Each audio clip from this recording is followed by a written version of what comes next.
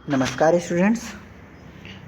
अब तक हम लोग प्रश्न क्रमांक 6 तक देख चुके हैं, प्रश्नावली 2.1 का। ठीक है, अब हम लोग देखने जा रहे हैं प्रश्न क्रमांक 7, जिसमें ये लिखा है कि ऋण 3/8 को ऐसी तुल्य परिमेय संख्याओं के रूप में व्यक्त कीजिए जिनका अंश ऋण 6 हो, अंश 12 हो, हर ऋण 24 हो और हर ऋण 32 हो। तो मैं आपको बताया हूँ, परिमेय संख्या जो होता है वो हम उनको P/Q के रूप में, है ना, और जिसे हम लोग अंश और हर कहते हैं के रूप में लिखते हैं। ठीक है, अब हम लोगों को बोला क्या है कि ऋण 3/8 को हम लोग, एक तो ये है पहला कि अंश ऋण 6 के रूप में हो। ठीक है, अंश ऋण 6 के रूप में हो और उसके पश्चात अंश 12 हो, हर ऋण 24 हो और हर ऋण 32 हो, इस तरीके से लिखने के लिए बोला है। ठीक है, तो देखें, हम सबसे पहले ऋण 3/8 पर पहला सवाल पर बात करें कि अंश को हमें क्या बनाना है, ऋण 6।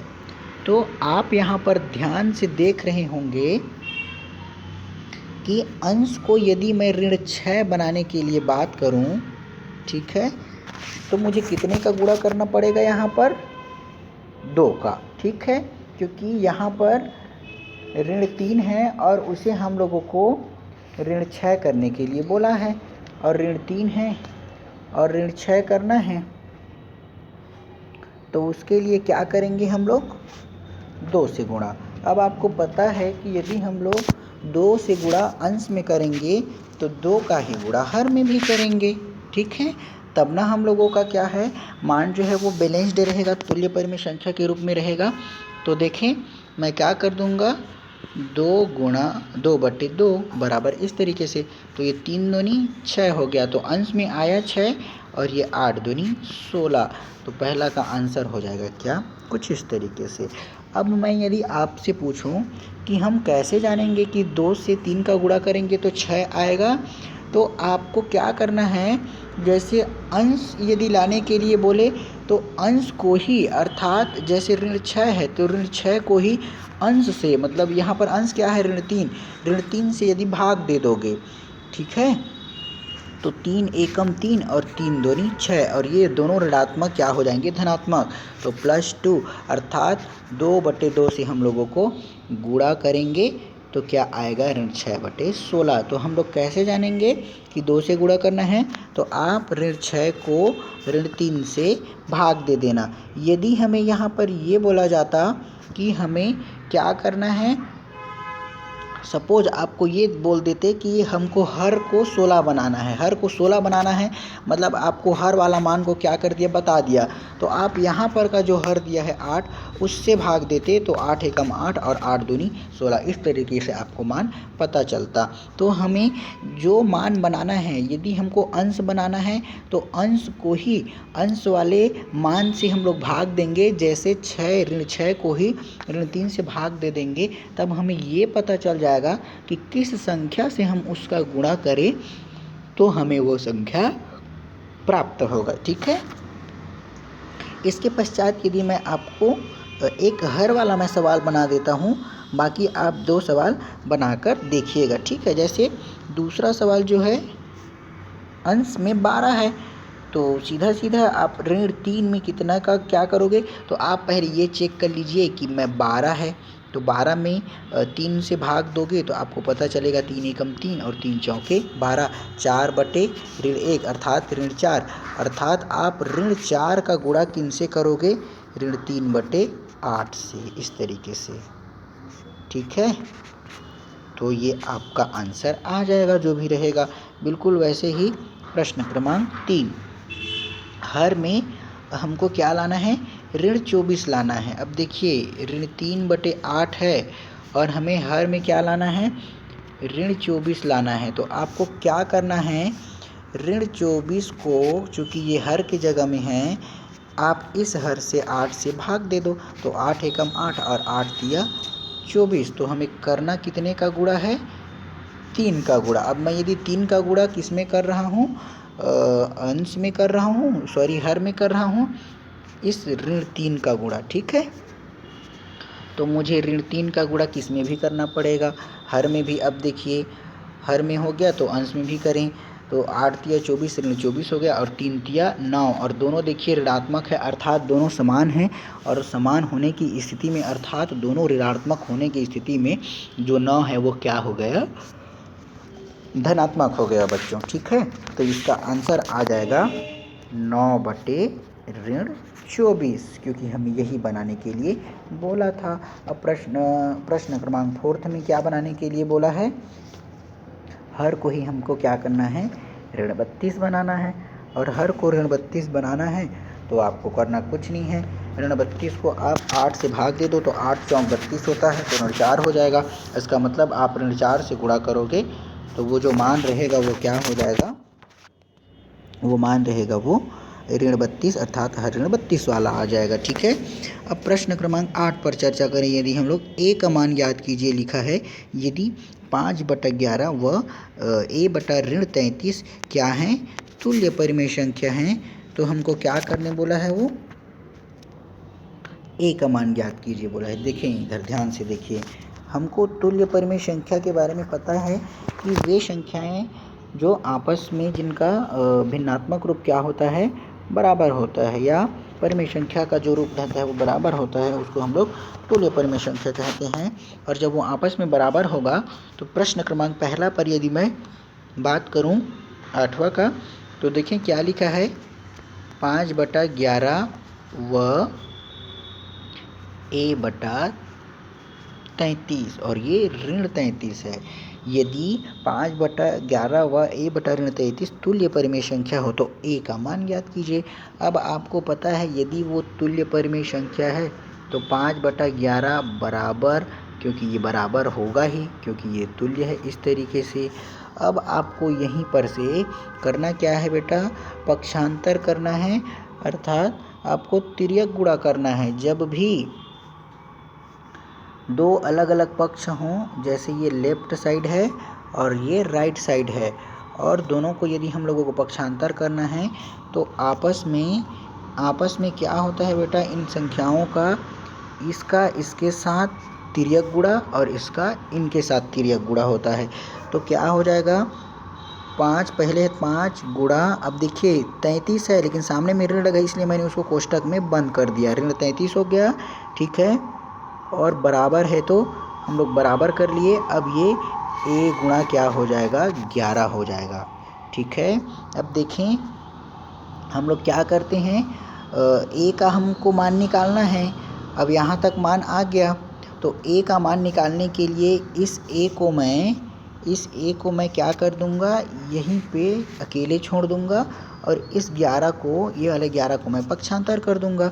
तो आपको पता है ये ए अपने जगह में है, 5 गुणा ऋण 33 अपने जगह में है, और ये 11 ए के साथ में गुणा है, और जब पक्षांतर होगा तो इधर लेफ्ट साइड में आएगा तो वो अब भाग में चला जाएगा, इस तरीके से।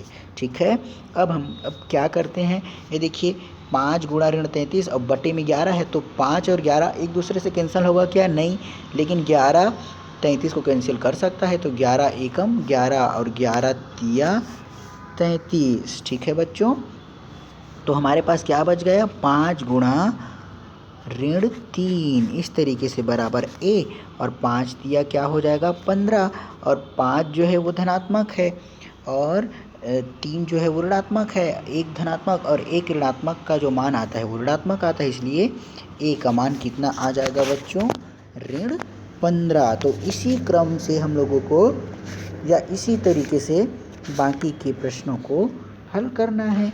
ठीक है, जैसे मैं आपको प्रश्न क्रमांक 3 को यदि मैं बताऊं, प्रश्न क्रमांक 3 में क्या दिया है इसी में से, क्योंकि हम लोगों को कुछ सवाल आप बनाओगे और मैं जो आपको ज़्यादा कठिन लगेगा उनको आप पूछिएगा। ठीक है, लेकिन मैं आप लोगों को सब सवाल को तो बनाकर नहीं बता सकता, क्योंकि आप भी तो क्या करने वाले हो, प्रैक्टिस करने वाले हो, आपको भी तो प्रैक्टिस करना है। सारी चीज़ें बनती है कि नहीं बनती है आपसे ये भी देखना है। ताकि वो आपको अगर समझ में नहीं आया है तो भली भांति समझ में आ जाए। जैसे प्रश्न क्रमांक 3। प्रश्न क्रमांक 3 में क्या दिया है बच्चों? 3/7 व a/35 इस तरीके से दिया है। 3/7 व a/35। तो आप लोग हल लिखोगे 3/7 बराबर a/35, ठीक है। और अभी मैंने आपको बताया कि यदि इस तरीके का मान यदि आता है, स्थिति आता है, तो तिर्यक गुणा इसका इससे और इसका इससे, तो 3 गुणा 35 बराबर a गुणा 7। अब क्या हो जाएगा, ये ए को हम लोगों को मान निकालना है तो इसको अकेले रखेंगे और ये वाले 7 को इधर पक्षांतर कर देंगे। तो 3 गुणा 35 बराबर ए, और ये इधर जब आया तो गुणा में था वो भाग में चला गया इस तरीके से। अब देखते हैं, ये 3 7 को डिवाइड नहीं करेगा, लेकिन 7 इस 5 को करेगा। तो 7 एकम 7 और 7 पंचे 35, तो बच गया 3 गुणा 5, तो आया ए बराबर, या इस तरीके से भी लिख सकते हैं 15, ठीक है बच्चों। तो आपका आंसर कितना आया? ए बराबर 15। इसी तरीके से आप बाकी के प्रश्नों को भी हल कर सकते हो। जैसे प्रश्न क्रमांक 5 है, प्रश्न क्रमांक 6 है, इसमें जितने सारे सवाल हैं सभी सवालों को आप लोगों को क्या करना है बेटा? हल करना है। जैसे इसमें से मैं एक सवाल आपको और बता देता हूँ, जो 5वां है, क्योंकि 5वां सवाल क्या है? ऋणात्मक वाला है। दोनों के दोनों मान ऋणात्मक है। ऐसे में आप लोगों को हो सकता है कन्फ्यूजन हो, इसलिए मैं आपको बता दिए रहता हूँ आपको, ठीक है। देखिए प्रश्न क्रमांक 5वां, इसमें दिया है ऋण a/13 व ऋण 24/39, ठीक है।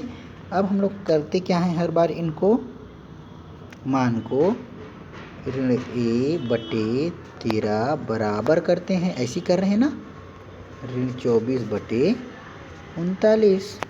अब मैं फिर तिर्यक गुणा करूँगा, अर्थात इस a का गुणा इससे करूँगा और 13 का गुणा 24 से। तो ऋण a को मैं क्या कर देता हूँ, कोष्ठक में बंद इस तरीके से, क्योंकि मैं बार बार बताता हूँ सारा कुछ गड़बड़ कौन करता है? ऋणात्मक वाला। भाई जो इंसान कर्ज में रहेगा वही तो इधर उधर करेगा ना, ज़्यादा उसके पास परेशानियाँ आने लगेंगी।